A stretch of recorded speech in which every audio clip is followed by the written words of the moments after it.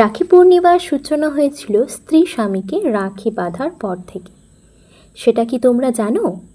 তাহলে শুধু বোনেরা ভাইদেরকে রাখি বাঁধে এই কনসেপ্টটা পুরোপুরি ভুল। চলো জেনে নেওয়া যাক। রাখি শব্দ এসেছে সংস্কৃত রক্ষা থেকে, পরবর্তীতে মাগধী ভাষায় রখিয়া বর্তমানে রাখি হিসেবে প্রচলিত হয়েছে।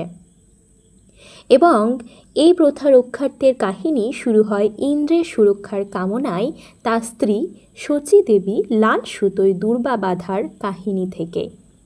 প্রশ্ন হলো, বোনেরা ভাইদেরকে রাখি বাঁধে, তাই তো? হ্যাঁ, এটা কোথা থেকে এলো?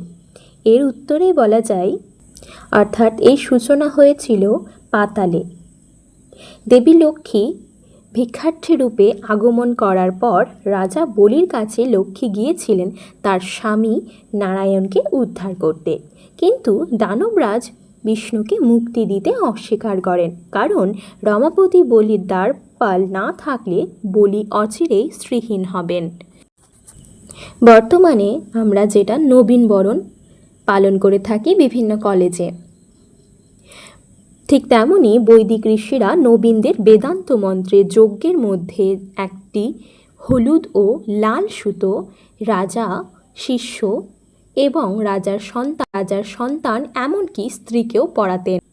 এরপরে আসি, যখন লর্ড কার্জন 1905 সালে বাংলাকে ধর্মীয় ভিত্তিতে ভাগ করতে চান, এর প্রতিবাদেই রবীন্দ্রনাথ ঠাকুর 1905 খ্রিস্টাব্দে 16 অক্টোবর রাখি বন্ধনের অনুষ্ঠান সূচনা করেন।